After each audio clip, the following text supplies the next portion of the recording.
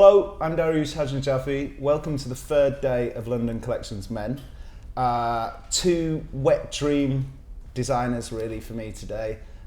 Christopher Shannon and Nazir Mazar.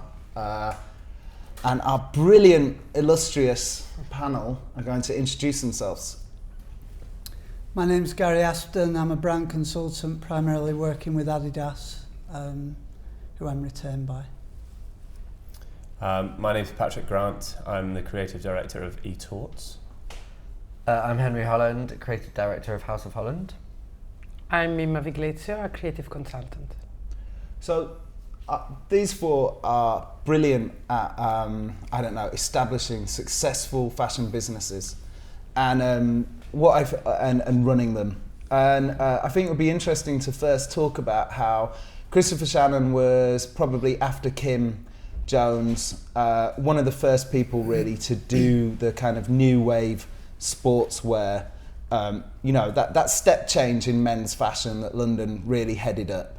And do we think, now that is everything about London fashion, or a huge bulk of London fashion is to do with that sportswear thing?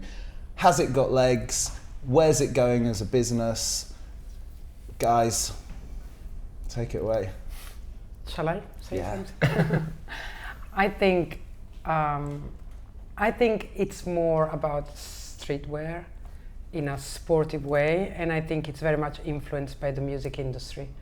I feel like we're in the era of Kanye West sort of style, and I'm not surprised that the music industry, which is very important, influences the fashion at the moment.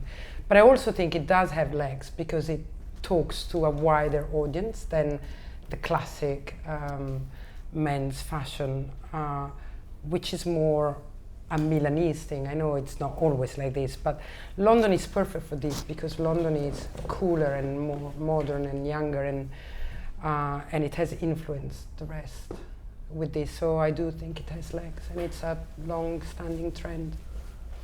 Yeah, I'd say that trend's been going since the 90s, isn't it, with like Tupac and Biggie, like sportswear trends that have then influenced catwalk trends, and it's all evolution, but it's still very much sportswear inspired.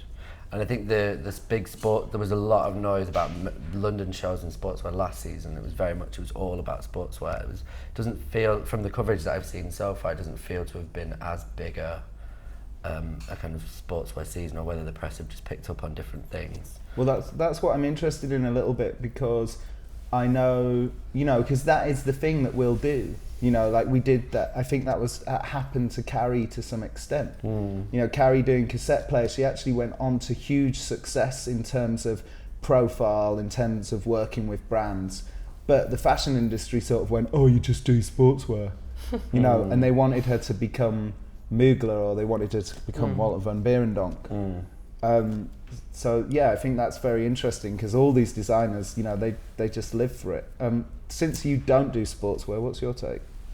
I have two things. I think ultimately, if you take a really, really long view on this, I think it can't fail to have a big future, because we just are getting less and less formal in the way we dress. All of the occasions where before you would have had to dress formally, you no longer do. So streetwear or sportswear has become a totally acceptable part, I think, of daywear in so many more situations where it wouldn't have been acceptable before, if you kind of believe the general kind of decorum and clothing rules and all of that crap.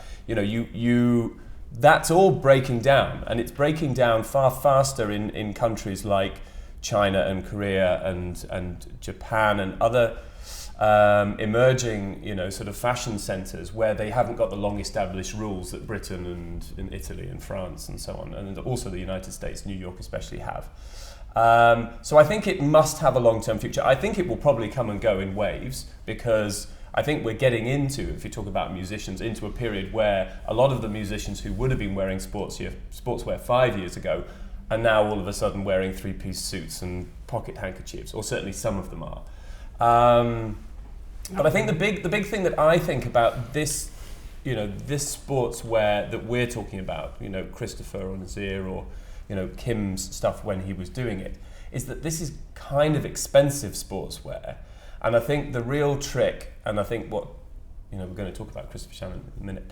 You know, the kidder side of Christopher, I think, is probably to me more likely to be successful, because the guys who automatically gravitate towards it don't have the same sort of disposable income that the kind of guys that are going out buying a navy blazer and a pair of jeans are going to have. But isn't that what makes his stuff interesting, is that it is sportswear, but it's done in a much more luxury fabrication, and it's reflecting sportswear trends, but done in a much more and it also is easier to replicate from the high street, which will help the young people. I'm not saying it's right or wrong, I'm not going into this discussion, but it's much easier to replicate in an acceptable way, in a cheaper way. But it's true that Shannon is quite accessible price-wise, so it's perfect for this. Gary, you have beef with the use of the word sportswear full stop, don't you? I don't say it's beef, but I think it's a very lazy term these days. You know, I think when we're talking about fashion designers doing sportswear, on the whole, they're actually doing leisure wear or lounge wear.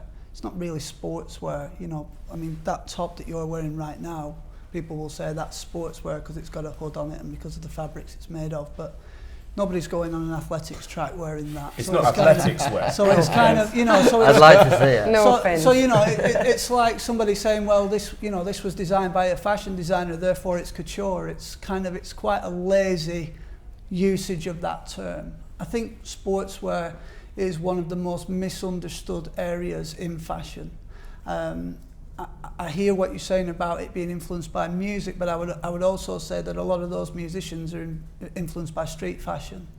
You know, a lot they're taking, you know, they're not necessarily leading the street. It's almost like the street is leading those people. And I think there's like a group of people within the fashion industry who hate this idea of sportswear being or leisure wear, whatever we're going to call it, being as popular as it is, because it's outside of their frame of reference.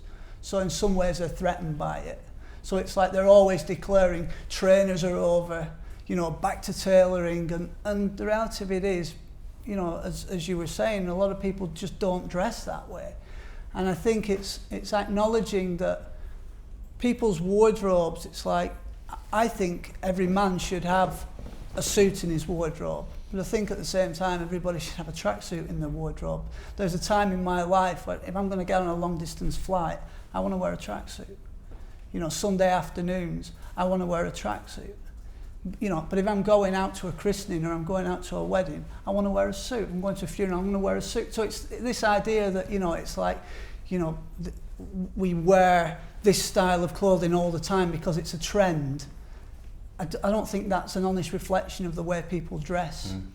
What about the idea? Can I say something? Sorry. Yeah, no, please do. But it's very important. Please do. I think it's a little bit the chicken or the egg for both things that you said. I mean, yes, maybe musicians are influenced by the street, but then the fashion as the industry is influenced by the musicians. Absolutely. And not vice versa. Or yes, streetwear is more prominent now because society has cut off some rules, but what happened first? I mean, is it society that is inspired by fashion or vice versa? So I think it's a little bit blurred, all of this. And it's true that everybody has to have everything, or what is the way that people wear, but I don't think designers really care. Well, I think if you look, how many men wear a skirt? I mean, let's face it, and that's what's the most in trend right now, because we still have to talk about the male-female trend. So I don't think it's really not important, but when you analyze as a fashion critic, it's a different story, don't you think so? But like I said, I think sportswear is like a subgenre within fashion in a way, rather than it being like, you know, this idea of it being this all-encompassing thing. I think it's, you know, I think it has got legs. There are people who love dressing that way. You know, when we talk about, you know, Henry's a little bit younger than me, so he's talking about, you know, it started in the 90s. For me, it started in the 80s. But I remember being at Fashion College in Manchester in 1988 and I put trainers on my fashion illustrations, and my lecturers thought I was from another planet. You know, and sportswear was seen as this, like, at the time it was all kind of Jean-Paul Gaultier and John Richmond and all these kind of labels, and you know, people who wore sportswear were just football hooligans and hip hop kids. You know, it was like a scum of the earth type attitude towards it. And you know, I was designing based on what I was seeing on going around, you know, what I was seeing in my environment and what was going on around me. And people were, you know, from the early 80s had been sort of wearing sportswear in one form or another. So it's this thing that's been there for quite some time, but it's, you know, the difference is in the 80s when I first started wearing sportswear, it was something that we were adopting.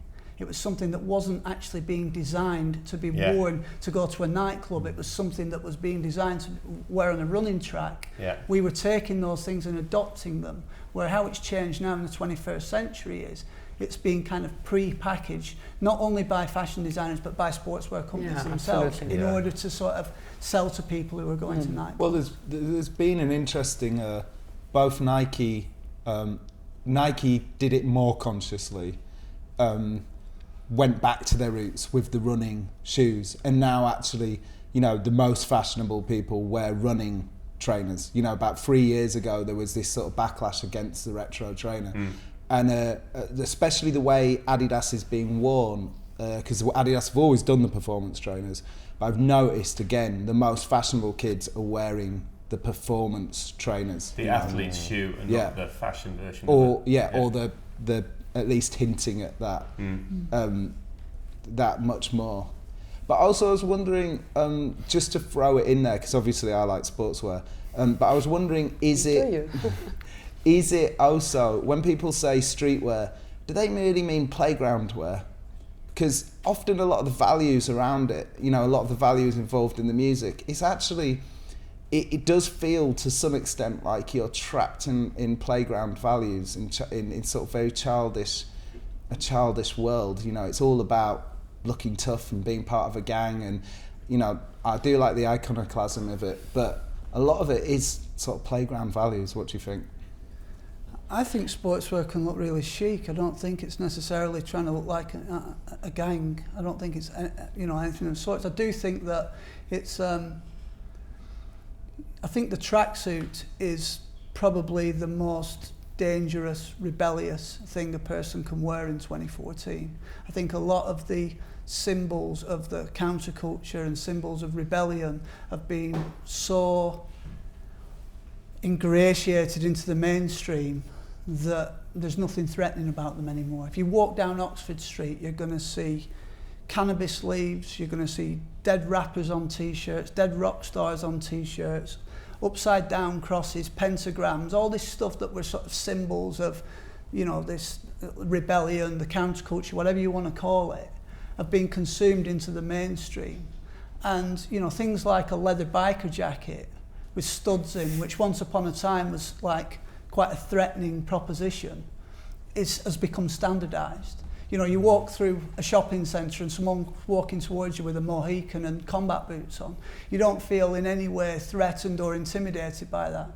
You see someone walking towards you head to toe in black sportswear with their hood up, which they don't allow you to put your hood up in shopping centres anymore, but it's like, what's going on here? So, you know, to me the tracksuit is almost like become the most rebellious statement that's left in men's fashion. I have a little story. 1 minute. When I was still working for a big group, I worked with Kanye West for about 6 months because he wanted, and I quote, and this is 5 years ago, to revolutionize street fashion into luxury fashion. So that was what he said. And then it didn't happen, whatever, but I saw a whole collection that he designed. It was all about tracksuit with like pure gold studs and stuff that was making them cost £2,000, but still tracksuit and hoodies and stuff like that. He wanted the gang, you know, wear style to become fashionable and trendy and luxurious. It didn't happen with us, then it happened in a way that you all know. But I think that somehow he influenced it. Somehow he had an influence in what's going on now. I might be saying something that you consider crazy, but it was 5-6 years ago, it was saying that, and it's actually happening. But then you've got people in the streetwear community, like someone like Hiroki from Visvim, who Kanye is looking at and taking his lead from. Of course, he has his own inspiration. And you know, when the question came up earlier, what I was meant to say was, there are still certain areas of the fashion industry that have real snobbery towards Kanye West, and it's really apparent. You know, when it comes to the sort of catwalk shows and the front row of the catwalk shows, and it's like there's still that thing of, oh, you know, in some way, oh, this guy's a rapper, he doesn't really understand fashion, whatever it is that they're thinking about him, but there's still that sort of like, it's like, oh, he doesn't understand the unspoken etiquette of fashion or some nonsense like that. But that guy has got incredible influence. There's absolutely no disputing that. On the kids, to a more than on the particular fashion. audience. Like, you know, there was a time in hip-hop fashion where everything was like treble extra large and brightly coloured, colour coordinated, sort of sloppy looking throwback jerseys. It's like, I never imagined it possible that it would move on from that a guy can kind of turn that audience onto wearing tight jeans, or you know, or turn them onto Rick Owens, or turn them onto sort of high fashion designers, or, you know, Visvim. You know, I saw Tiny Temper the other week was on one of those TV chat shows, and he's got a pair of Visvim FBTs on, and I'm thinking, you know, does he know what they are, or is it just that his stylist knows what they are? But coincidentally, they're the shoes that Kanye West has been wearing quite a lot of late. You know, so it's his influence is absolutely undisputed. I think there's also the missing thing, and we spoke about this a billion years ago when I wrote a piece for Pop magazine, and we spoke about, you know, the other thing is the architecture of sportswear, and I think both Christopher and Nazir, who we'll speak about later with a different panel, have a relationship to also the you know, it's functional, and many, you know, a lot of fashion designers fetishize functional detail, functional, you know, the construction of things, and I think that's often forgotten in the conversation about sportswear. A lot of it is a celebration of new constructions, new fabrications, and that kind of thing. But the truth of it is, fashion designers don't know how to do it without real sportswear companies. It's like sportswear with a capital S that's being done by brands like Adidas and Nike. You know, it's like when you're calling what these fashion designers are doing sportswear, it's almost like you're doing an incredible disservice to these geniuses that are developing new technologies, that are pushing the envelope constantly. You know, the Adidas innovation team in Germany, it's just like, it really is like something from tomorrow's world. You know, they've got robots in there. It's like the whole. I think that's a really interesting point, because actually, I mean, I run and cycle, and I buy a lot of very, very technical athletic clothing, and I think the technology in that is so far ahead of anything that most people in the fashion industry, in the mainstream fashion industry, can get their hands on. Even the most muddy, you know, even the most moneyed designer, you know, the most moneyed houses, you know, the houses that are spending £1 million a season on their menswear collections, you know, aren't in any way in the same league as people like Nike and Adidas, who, you know, are probably spending that in a month developing one little bonding technology that just does a seam, you know, and it's I love that stuff, and I'm an engineer and I studied material science, and all of that stuff is fascinating to me, and that's why I love the technical shoes and the technical clothing, because it is, I would love to work with one of these guys, because they're just doing this incredible stuff, and you know, and the fashion version of sportswear isn't in the same, it's just not in the same ballpark as what those guys are doing, but there is a real snobbery about, you know, there is a definite line that says that is athletic clothing and this is fashion sportswear, that I think is a little bit perverse, actually. Well, yeah, it's kind of, you know, sportswear with a capital S. It's operating on two levels. It's not purely aesthetic. It's aesthetic mixed with purpose and function. It's like fashion jewelry and high jewelry. You know, like fashion jewelry when it's expensive is £5,000, which is the entry price for Cartier. So. If it's only a way of calling things, it's not important. What's important is that fashion is exploring new material. And of course, there's nothing to do with what Adidas does, but they are entering new territories. See, I would Am I disagree. wrong? I don't think they are, yeah. I'd disagree with that because jewellery is purely aesthetic, and you know, if you're talking about, for example, Adidas developed Boost technology, and a friend of mine who runs came and got a pair of Boost shoes, and has taken a minute off the time that he runs because he's wearing a much better technology in his shoes. So there's that thing of, you know, you're measuring it by what it can actually do. And I think I said this in a previous panel here, but sportswear, military surplus and outdoor clothing will always be reference points for fashion because they operate on two levels. They don't only operate on an aesthetic level, they're all designed with a sense of purpose and function. Whereas with fashion, it's like, oh, did you see the colours of his shirt? Did you see the... It's like, yeah, but, you know, can you actually... You're constantly advancing. Yeah, I don't disagree with you at all. I was just trying to say... use an analogy. It's a use of language that probably is not appropriate, So, but that's what fashion does. Time is moving on. Sorry. I want... No, it's cool. I want, though, just very quickly, because I am very interested, you know, we talk a lot about business, and I'm very interested. You know, one of the things Christopher did that's brilliant, you know, having a diffusion line at his stage, what a brilliant move, you know, like it's really to be applauded. Great thinking, I think. And I'm very obviously to have you here, I really want to know, and everybody else, you know, because you've all done very well, what, you know, has this London sportswear, streetwear, casual clothing thing, business-wise, how will it work? Just quite quickly, how will it work? And how is it working? Well, first of all, diffusion line and it's two different things.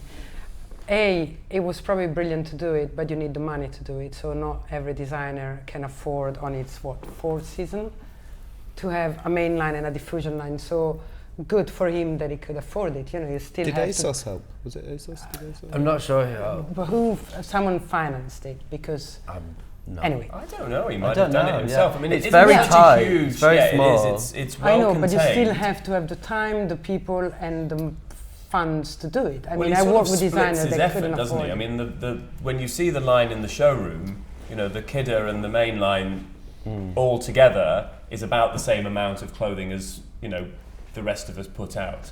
And I just think he very cleverly sort of carves half of it off and puts half of his efforts into that one. But I might have that wrong. But I don't think it's a big finance proposition. I think he's still. I think it's a big gamble at his stage, though, of his career to do a diffusion line, because there's that fear that the buyers are going to go for the cheaper option with the same aesthetic. You can destroy your So, brand. you know, it's about trying to doing dangerous. it properly and doing it well is a very fine line, because you need to keep your main line like so Desirable much better and so relevant. much desirable to that level of buyer to then create a diffusion line that's desirable to a different set of buyers. So it's a big gamble, but I think with Christopher it's worked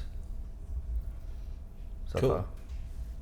It's also a lot of effort actually physically, because if you are selling to different, you know, I wonder how many, I mean, some of his accounts may be the same. He may be selling Christopher Shannon and Kidder in the same stores in certain instances. I suspect he might be. But actually, you know, some of it might be completely different stores, and do you need to then duplicate your sales? I mean, it's quite a big undertaking to... I think, I mean, speaking from my experience, as we sell our collections to quite a big spectrum of stores, both where Kidder sells and also where Christopher Shannon sells, sort of as adjacencies. And we just don't split our range. We just have a bigger range where we, in our own minds, kind of siphon off a little bit as a certain price point with a certain aesthetics, but it's still part of the same collection. Same label, yeah. So that's much better, I think. So you have your levels inside. So I don't think but in terms of like time investment and stuff, it's any different. You're just speaking to people with about a different name. I mean, just like branding and changing. Brand-wise, what- it's very dangerous. That's It's what dangerous when you're established, but it's even more dangerous when you start, because you can become that, and then it's very difficult to go back to a higher level. It's what the Lacoste and the Adidas and people do with JD Sports, isn't it? It's, you know, there's a sort of second, a lot of the apparel in JD Sports is lesser quality and isn't shown They have about And Well, it's the 15 same different as Ralph Lauren with outlet Yeah, stores. or They make a employer line money. that just goes Yeah. straight into Yeah. Bicester Village, and then they have the other stuff Exactly. in the Got same loads of way. it. But I mean, I think what I like about what Christopher has done is, a lot of us, who've emerged at about the same time, have found that actually growing a menswear business is really difficult and takes a lot of time. And menswear is a slow build, whereas it seems like women's wear is a faster pickup and you grow a business a bit quicker. And a lot of our contemporaries have done women's lines to supplement their income. And I think I like what Christopher's done, which is just sticking to what he knows best. Absolutely no disrespect to James Long, J.W. Anderson, Chris Rayburn, who else has done it? But I mean, a bunch of us who sort of have been filtering through the BFC pipeline at the same time have pursued the women's wear because it's, it can be a quick win of, another 30, 40 stores. Henry will probably disagree, but... I'm like, no. but Sinking another chunk of money into all right, something whatever. else, But, but James and Christopher, and particularly Jonathan Anderson, he is effectively now a women's wear designer who's got a bit of men's that increasingly feels like an afterthought. Or just the women's wear just worn differently on a different gender of model 3 weeks earlier. But I think Christopher has stuck to what he knows best, I think, and is very good at. And I think personally it's really good, and it shows a different way for menswear designers to approach it. Fantastic. Let's look at the collection, please.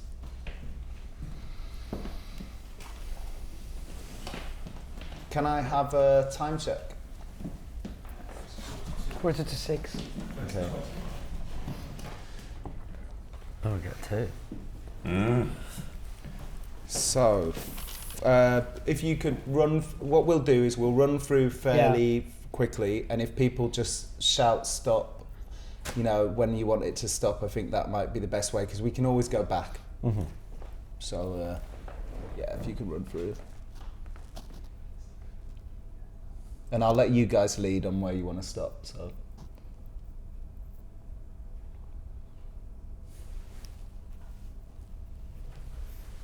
He really oscillates between very clean and then it seems like, spring, summer is always super clean, winter is always kind of more detailed. Although I just love his references. I don't know whether we're a similar age, and he's as obsessed with pop culture as I am, and he's sort of into what this is very like. His references nostalgic. Constantly like at my teenage. This is like Sky magazine from 1999. Yeah. Gazelles and Embassy No. 1s. And Sarah Cox on the cover in the girly shirt talking about tampons. I didn't quite understand. I didn't quite understand the 1989 Mercedes car advert invite. I didn't see the invite. Oh yeah, I did actually. It was quite weird. That was a weird reference. Invite for this show? Yeah. I remember reading like an 8-page story about that car, and my dad was buying a house at the time for about the same amount of money. And I was like, Dad, can't we just get a Mercedes sports car instead? That was very smart of you. Very good idea. But I don't know why Chris is what that's got to do with this collection.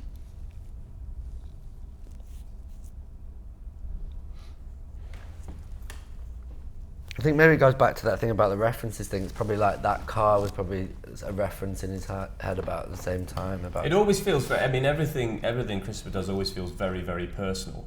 Yeah. And, I can almost imagine him sitting in his room reading something with, a packet of fags on the floor and, and it happens to be that one and those shoes and these trackies and, those tracksuits definitely feel, they all feel of an era. Well, I think what I remember going to fashion shows in Italy, fashion parties in Italy, and being kicked out because I had a tracksuit on. And I think what you were ahead of time. There you go. You were a trendsetter. I think which is funny actually, because when I grew up in Edinburgh, when sportswear when athletic clothing first came into Edinburgh, it was all Kappa and Tashini, and it was all like the Hibs casuals buying it or stealing it in shops in Italy, or the Italian tourists coming and having their clothes stolen off their backs and being worn by the football casuals in Edinburgh. And they were pure, it was pure sportswear, and it was all Italian. And it seems funny.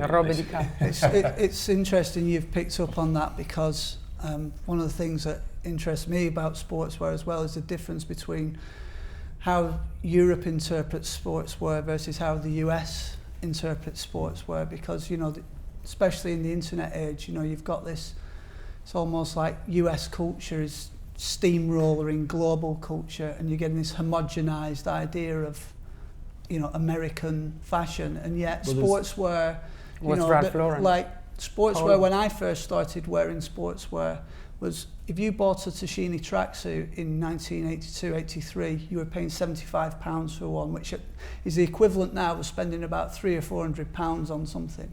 It was a symbol of affluence, and in many ways that's in keeping with the mindset of mod culture, because mods were always looking to Europe for their inspiration. There's like a parallel there between what working class kids were wearing in the early 80s to what working class kids were wearing in the 60s. I saw a BBC programme on casuals, and it was amazing. The Lacoste tracksuit was £120, which isn't that different to the price of a Lacoste tracksuit now. No. And this was from 1983. Right. And there was a Burberry jumper. And the Burberry jumper, if it was on sale now at the same price, would be about 150 quid. Yeah. But Burberry have gone massively upmarket. Yeah.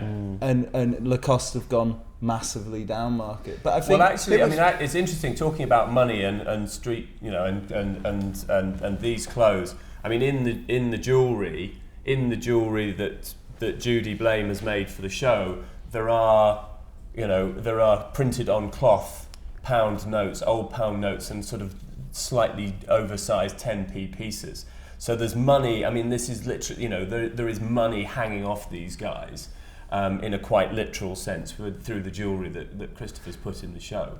But that's what I'm saying about the difference between American sportswear and European sportswear. European sportswear had that kind of understated affluence about it. Yes, it was branded, but it was the type of sportswear that you imagine some guy on a yacht in the Riviera wearing, rather than this kind of like, I've got a gold chain that's this fat hanging around my neck. There's like, it was a lot more subtle, and I think European sportswear influence is definitely there again. I think wearing sportswear in a sloppy way it's not the way it should be worn. You can actually, it can be worn in a way where it looks quite affluent and also quite sort of sharp and quite smart. Well, the orange look that we saw there on Rafa with the shaved head is so precise and so neat, and so beautifully tailored sleeves, and it's very, very neat, and there's a very crisp seam down the front of all of these things, which is, for me, it has definite hints at tailoring. I mean, it's very neatly fitted. It's well crafted and very precise. It's not, as you say, it's not sloppy in the slightest. I think the other thing that I feel as well is that a lot of people don't get, what you were saying earlier about it being very personal to him, is the romance of the sportswear that, to people that perhaps, I feel like Northwest Europe has a very particular take on sportswear. And then outside of that bubble, people think of it as this sort of undesirable underclass clothing, and for all the people like Christopher Shannon, for Gosha Rubinski in Russia, there's a romance to it that I think people miss out on. Well, I mean, it obviously feels personal and slightly nostalgic, and and there's a lot of love. You can feel the love that he puts into these clothes almost, and and obviously the Gazelle feels like it feels like a nostalgic shoe. But there were a lot of elements in it that were very. I wish somebody. I mean, a lot of this is very beautifully executed, but it would be really lovely for me to see what Christopher would do if he was given the budgets that Kim now works with, because these collections are still Very put fair together point. on a very, very, Tiny very small budget. budget. I mean, I'd be shocked if all of this was more than £15,000-20,000 worth of clothing. Which, when you think that is less than one look on a Burberry show, is all the more astonishing. And I think, and actually up close, these clothes are very, very beautifully executed. I mean, the leather on the shirts is buttery soft, and actually the quality of the construction is really nice. But I think it's only a matter of time before this guy gets approached by one of the big fashion houses, because all the big fashion houses are trying to do sportswear, and it's obviously something that he's passionate about and has an understanding of. So I think it's just a matter of time before somebody's going to come and snap him up to do that and give him those resources. He's getting better and better, and he has been doing it the longest, really, the most consistent, and I feel like it's almost been a bit unfair in that all the other names came up and people forget to sometimes give him his due. But this isn't that sporty, really. This feels like it's evolved a little bit. It's still got sportswear references, but it feels sharper. It feels. I don't think you're going to get many fashion journalists who aren't going to call that sporty. Don't want to call or won't? Most fashion journalists are going to see that and go sportswear. That's the title. They're going to stick that on it. Sporty, though. But like I say, I think there's a lot of people in the fashion establishment who are still intimidated by sportswear because it is like a subgenre and they don't necessarily understand it. Maybe it reminds them of the people that used to take the dinner money off them at school or something. I don't know, but it's kind of it's still got that sort of like, I don't quite understand this, so I'm just going to run it down and say that, and throw words around like chav, or, you see people in the media who are like, world famous multimillionaires, and they're wearing a tracksuit on their day off, and straight away it's like splashed across the page, chav, and it's like, have a look, because a lot of the time it's about how somebody wears it. It's like what we were talking about earlier. It can look incredibly crisp on somebody. It depends how it's worn. I see some people in sportswear and they do, it looks like they've walked out of a flea market. But when you sort of see somebody wear it well, it can look very modernist and it can look very sharp. And I said this the last time we were here, and I think it offended one of the other panelists, but the tracksuit in many ways has become the modern suit. Your average man in the street wears a tracksuit in the same way that my father's generation wore a two-piece suit. There's one thing a tracksuit doesn't. There's one thing a tracksuit doesn't do that tailoring does, and the whole thing of tailoring is a procession of devices to hide the aging process, and the weight process. And it's just like all religions are based around hiding that you're bald, and suits are all based around hiding that you're aging or you're fat. And sportswear doesn't. So somebody asked me a while ago, when should I stop wearing trainers? And I said, when you look like you can't do a sport, When you look like you can't do your laces. See, I don't agree. I don't agree with that. I don't agree with that. I think it's about a person's personal style and whether a person can carry it off. Trainers are not going to go away because it's the most comfortable thing you can put on your feet.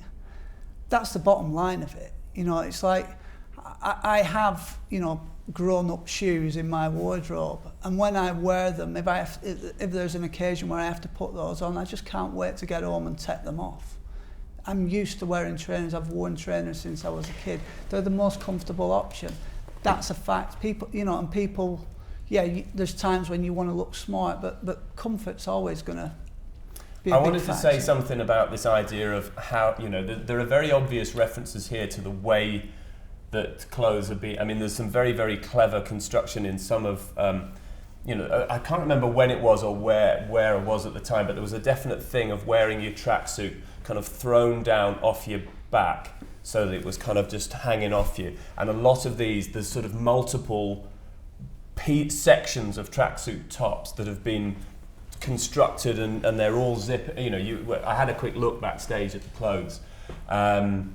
And they sort of zip in and out, and there's some brilliantly kind of clever engineering, but this whole idea of like an extreme take on that idea of just chucking your tracksuit. Again, I don't know, I haven't spoken to Christopher about this, but it definitely again feels like a kind of personal kind of a playful take on that idea of, and that, the tying them around the waist, throwing them off the back, all of that is built into these pieces of clothing, which is super smart. I think this is for me while people are talking, can we get please carry on, guys. This is for me the tailored tracksuit is exactly what you were saying.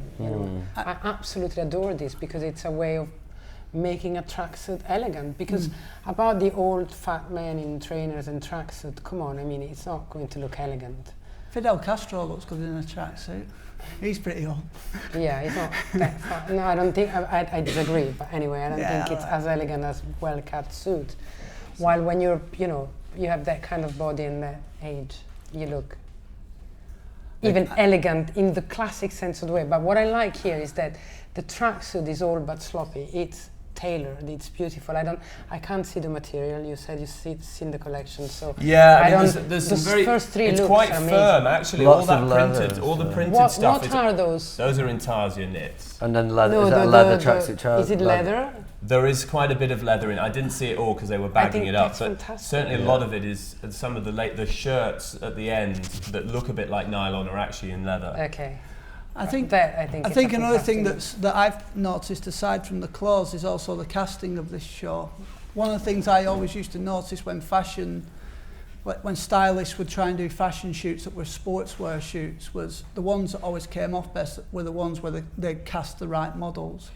There's a certain look. He's got. I think the way this has been cast has got a nice kind of balance between guys who look kind of street, but at the same time have just got a little bit of a sort of fashion. He cast the show on Instagram, so he asked people to put pictures of themselves on Instagram. Oh, does he? That's very interesting. With this show, he did it. I don't know if he's done it before. Quite gorgeous people. You just had to upload a picture of yourself with the hashtag Shannon casting or something, and then they used Instagram and social media to cast the show, which I think backs up your point, doesn't it? That they're just the right looking people that he's found. It's basically street cast, but the new. But in a clever way. With a much bigger net. And it's brilliant whenever you do that. One of Nicola's geniuses was finding ways to market, getting people to do the marketing for you. So obviously every single person who sent that picture in will be watching this show. Yeah. All their friends will be into it. That's a brilliant move. For me, a lot of the references in this are sort of 90s references. Those knits remind me of Iceberg History. When I see those, I straight away think of Iceberg History. The footwear, the Stan Smiths are just coming back out, and we're just absolutely inundated with requests for them. I know what you were saying earlier about the performance shoe thing over in East London. They've used sort of Adidas Gazelles here. Giles Deacon used Adidas Sambas. That sort of mid-90s British thing seems to be sort of coming through as well. But it seems like he's done something here where it's almost like a marriage of sort of club culture and club flyers with other stuff that he's interested in. For me, it looks a lot stronger than. I did the last Christopher Shannon panel, and this looks much stronger than his last one. I prefer that side of Christopher Shannon. I prefer the last one, which was 90s super clubs as inspiration, and for me, I love that cleanness. That weird 90s optimism, Orange and lime green. That was such a nostalgic colour combination. Yeah.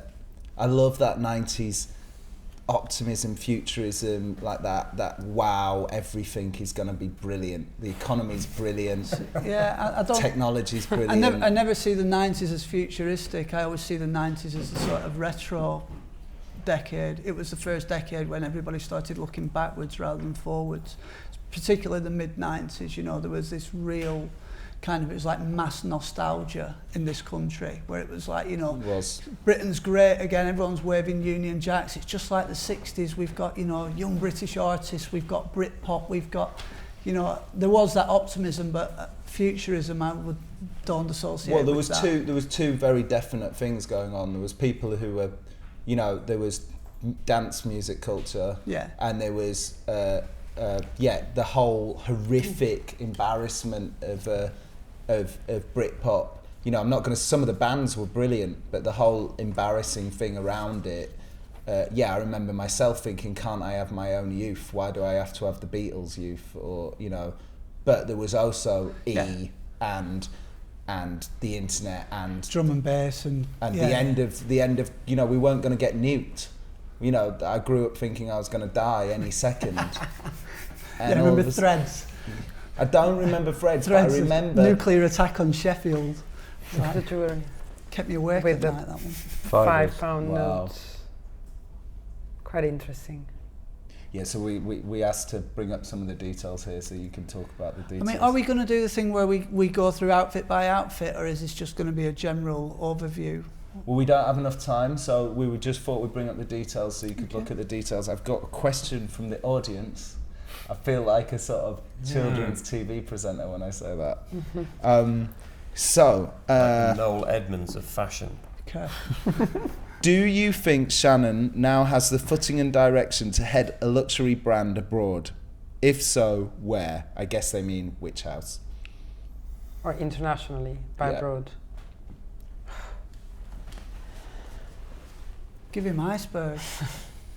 That would Give be him a really Iceberg. yeah, Give him like- Iceberg and let him completely reinvent Iceberg. You know, I remember meeting the guy who was the head of Iceberg many years ago, and you know, talking to him about Iceberg history, and he was absolutely intent on wanting to be this kind of high fashion catwalk brand. It was almost like he didn't see the beauty in his own brand and the point of difference in his own brand, which was, you know, and Iceberg was one of those brands that was very much adopted. You know, I remember in the late 80s seeing, you know, football hooligans in Blackburn head to toe, not head to toe in it, wearing lots of Iceberg knitwear because they were going to Switzerland, and it was one of the most expensive brands, and it had cartoon characters on it. And then in the 90s it got kind of adopted by all that kind of urban, you know, kids who were into sort of club culture and dance music, and I just think that it would be ripe for a revival. It would be a smart move to give it to a guy like that and let him. Well, like the massively exciting Jeremy Scott move to Italy.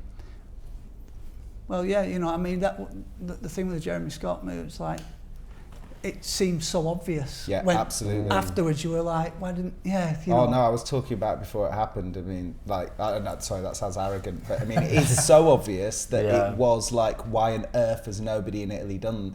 Why is before. nobody in Italy getting this brand that could be the Italian Kenzo, give it to a great designer? Because that makes absolute sense. So, other ideas of where Christopher Shannon could go,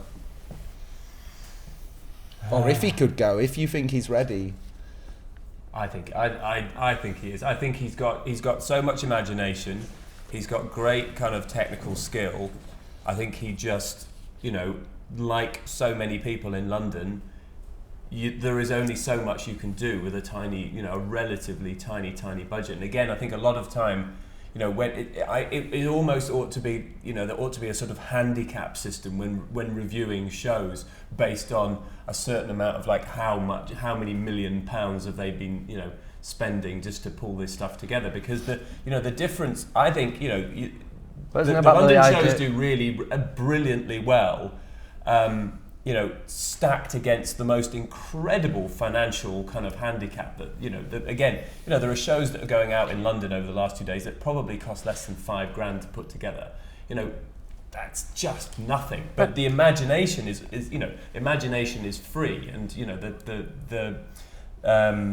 I think there are so many people in London that are demonstrating all of this that, you know, there just is no culture of investing in these businesses in the United States.